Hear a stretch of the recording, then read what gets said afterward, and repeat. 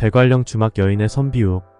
6월 초에 피는 밤꽃 향기는 특이한 냄새를 풍기며 옛날에는 남자들의 정액 냄새와 비슷한 이 냄새를 양양이라 불렀다.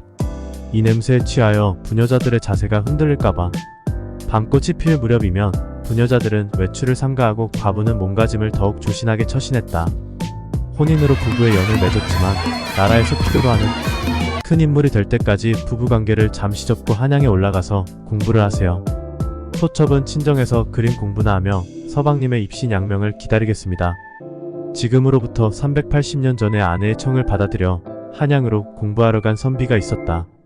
혈기왕성한 나이에 아내와 떨어져서 공부에 전념하던 선비는 꽃같이 예쁜 아내가 보고 싶어서 아내와의 10년 약속을 어기고서 처가를 찾아가는 길에 강원도 평창대화의 어느 주막에서 하룻밤을 묵게 되었다. 지금이야 고속도로가 뻥뻥 뚫려 있어서 서울에서 두어 시간이면 닿는 거리지만 그 시절에는 강릉에서 서울을 오고 가는 선비들은 진부에서 하룻밤을 묵고 99굽이 대관령을 걸어서 넘어가야 했다. 한양에서 대화까지 걸어왔으니 노독이 쌓여 고난 잠에 떨어질 즈음 주막집 울타리에 늘어선 대숲이 스산한 가을바람에 사각거리고 짝을 찾는 귓두라미가 애달프게 울어했는데 달빛 교교한 심야의 주한상을 받쳐 들고 장지문을 여는 여인이 있었다. 안하기옵니다. 달빛에 비치는 여인을 바라보니 주막집의 여인이 틀림없다. 땅거미가 내리는 저녁 무렵에 주막을 찾아들었을 때 수려한 인물의 단한 자태가 이런 시골 구석 주막에 있기는 아까운 인물이구나 하고 눈여겨봤던 바로 그 여인이었다. 이 깊은 밤에 어인일인고? 선비님의 인품이 고고하여 약주를 한 잔 올리려고 하옵니다. 나직한 목소리로 다소곳이 머리를 조아리며 절을 올리는 자세가 범상치 않다. 여인의 자태에서 양반집 규수의 흔적이 묻어나고 있었지만 오른쪽으로 여민 말기의 품새로 보아서 처녀는 아닌 것 같았다. 비록 치마로 하체를 감쌌지만 들이신 숨을 아래로 내려 음기를 모은 뒤 깊이 빨아들이는 걸음걸이로 보아 여염집 안악은 아닌 듯 싶었다. 허 자네 뜻이 정 그러하다면 술을 따르게. 수염을 쓰다듬으면서 너털웃음을 웃고 있었지만 선비 얼굴은 호기심과 긴장이 교차되고 있었다.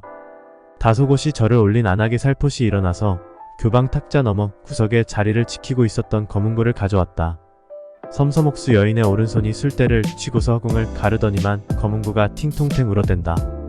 코치에서 비단을 뽑아내듯이 섬세하고 부드러운 음향이 가야금이라면 밤나무로 뒷받침대를 하고 오동나무로 울림통을 한 검은고는 음과 양이 교합할 때 들리는 교성처럼 잦아들다가 솟구치다가 잦아드는 음색이 황홀하고 연락적이다.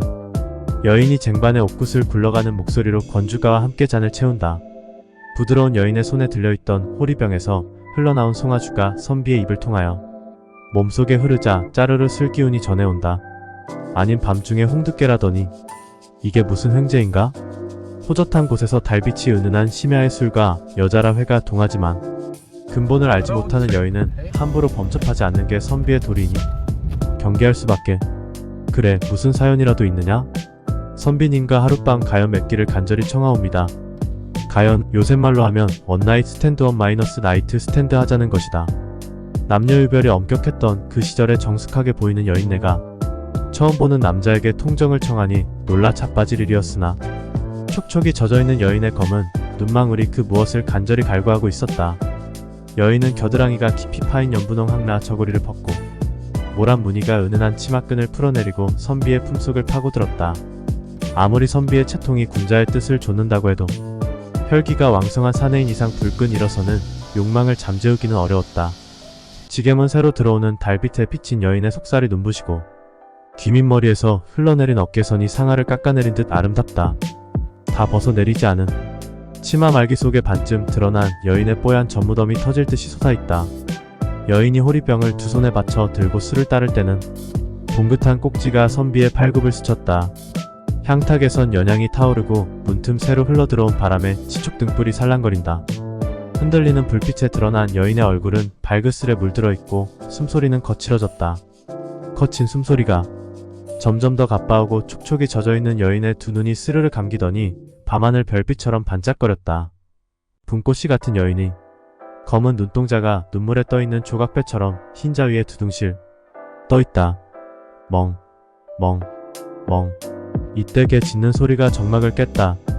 밤하늘에 흐르고 있는 달 그림자를 보고 놀랐는가? 아니면 동구 밖의 물방 앞간에 몰래 숨어 들어가는 아랫마을 돌쇠와 과부댁을 보고 컹컹대는가? 부엌의 아궁이에서는 남은 솔가지가 마저 타느라 타닥거렸다. 여인이 나비 등잔불을 훅 껐으며 밤하늘에는 별이 쏟아지고 다시 정막이 흘렀다. 여자를 품에 안아본 것이 언제였던가? 7년 전 한양에 공부하러 떠나올 때 사랑채 문간을 부여잡고 흐르는 눈물을 옷고름으로 닦던 아내의 얼굴이 스쳐 지나간다. 그 순간 선비는 안간힘을 다하여 여인을 밀쳐내고 스스로를 꾸짖었다. 아서라, 선비의 도리가 아니느니라. 당황한 여인은 고개를 숙인 채로 흐느끼면서 선비님 정말 너무하시옵니다. 흑흑흑. 봉긋한 전무덤까지 다 풀어헤쳤던 여인이 떨리는 손으로 옷고름을 여미며 흐느껴 울기 시작했다. 지게문 사이로 흘러들어오는 달빛이 여인의 어깨 위에 부서지며 흘러내린다.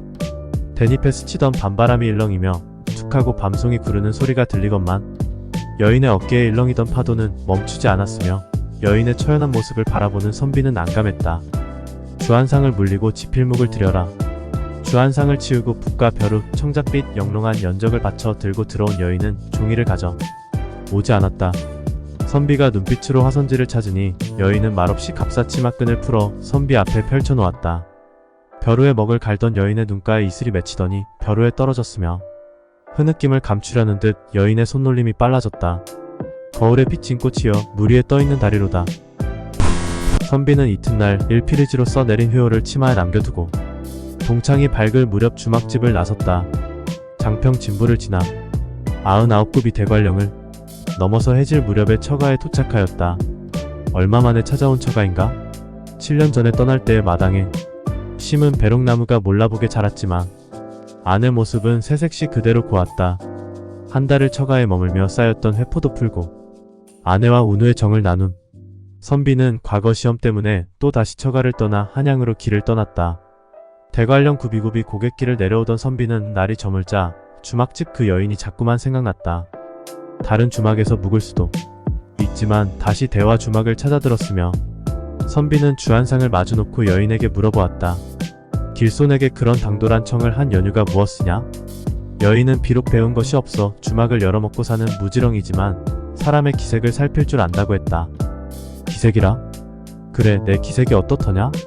그날 선비 안색에 서기가 서린 것을 보고 귀한 자식 하나 얻어볼까 하는 마음으로 부끄러움을 무릅쓰고 그리하였다고 말했다. 오, 그랬었구나. 그렇다면 오늘 밤에 이루지 못한 운우의 정을 풀어보자꾸나. 진정으로 원할 때는 거절하더니 처가에서 아내와 실컷 배꼽을 맞추고선 식사 후에 성룡을 챙겨 먹는 식으로 들이대는 이런 거야. 일이 있는가? 그때는 선비님 안색에 서기가 넘쳐났으나 지금은 아니 되옵니다. 지금은 서기가 사라졌을 뿐 아니오라. 이미 부인의 몸에서 귀한 아드님이 자리를 잡고 있는데 미천한 계집이 몸만 더럽힐까 두렵습니다. 여인의 표정은 싸늘하였으며 선비는 정신이 바짝 들며 싸하게 퍼지던 술기운까지 확 달아났다. 선비님은 아들을 얻을 것 기온데 그 아이는 이시에 태어날 것이며 7살의 호환이 두렵사옵니다. 다소곳이 치마폭에다 무릎을 접은 여인의 입에서 예사롭지 않은 말이 튀어나온다. 사람을 현혹하는 무기인가? 아니면 하늘의 뜻을 흘리는 천기누설인가? 정신이 바짝 든 선비는 지금까지 무례를 사과하고 호환을 막을 방도를 물었다. 호랑이에게 물려가는 것은 그 당시에 가장 무서운 일로 특히 사대부가에서는 치욕으로 여겼다. 조상을 소홀하게 모시는 집안에는 호환이 든다는 속설이 있었기 때문이다. 오죽하였으면 호랑이가 물어갈 놈이라는 욕까지 나왔겠는가. 1연구로의 밤나무를 심게 되면 화를 면할 것이며 또 아이가 7살 되는 해 남모르는 스님이 찾아와서 아이를 보자고 하거든 절대로 보여주지 말고 밤나무를 보여주소서. 한양에 도착한 선비는 밤나무를 심으라는 여인의 말이 머리를 맴돌아 공부가 되지 않았다. 호랑이는 죽어서 가죽을 남기고 밤나무는 죽어서 신주가 된다. 많은 사람이 그 앞에 머리를 조아리게 하는 신성한 나무이기에 밤나무를 심는 것은 덕을 쌓는 것이다. 율곡 이이가 태어난 오죽헌 몽룡실. 과거 공부하던 선비는 고향의 마을에 1연구로의 밤나무를 정성 들여 심었다. 강릉에 있었던 아내도 파주에 와있고 사내 아이가 7살 되던 어느 날에 대화 주막집 여인의 말대로 금강산의 유점사에서 온 노스님이 갈포 장삼의 굴갓을 쓰고 찾아왔다. 이 고을에 나라의 제목이 될 아이가 있다는 소문을 듣고 찾아왔다며 아이를 보자고 했다. 선비는 내 아이에게 손대지 말라고 소리를 지르며 밤나무를 가리켰다. 그러자 노스님이 밤나무를 세면서 하나, 둘, 셋 이렇게 헤아리던 밤나무 숫자가 999에서 멈췄다. 소를 매놨던 밤나무 한 그루가 그만 말라 죽어가고 있었던 것이다. 1000명을 거역하려는 것이요. 진노한 노스님이 하얗게 흘러내린 수염을 쓰다듬으며 크게 호통을 쳤다. 바로 그때 나도 밤나무하고 소리치면서 나서는 삼밤나무가 있었다. 이 소리를 들은 노스님이 하얀 수염을 휘날리면서 바람처럼 사라져버렸다. 이렇게 호환을 면한 아이가 바로 조선시대 대학자 율곡이며 선비는 율곡의 아버지 이원수이다. 운명이 바뀌면 얼굴에 나타난다는 이야기는 자주 들리곤 한다. 대관령 주막의 이야기는 그런 운명의 전환을 생생하게 보여주는 이야기다. 한 선비가 하룻밤 묵고 간 주막에서 이상한 여인을 만난다. 그녀는 어딘가 범상치 않은 기운을 가지고 선비를 유혹했다. 하지만 선비는 자신의 도리를 지키려고 애썼고 결국엔 그녀의 간청을 거절했다. 여인은 그에게 운명을 바꿀 중요한 교훈을 전해주었다. 그녀의 말대로 선비는 밤나무를 심었고 그 덕분에 그의 아들은 호환의 위험에서 벗어날 수 있었다. 매 순간 자신을 다짐하는 그 결심이 얼굴에 가장 선명히 드러나는 운명이 아닐까요? 운명이 바뀌면 얼굴에 나타난다는 이야기는 아주 매혹적입니다.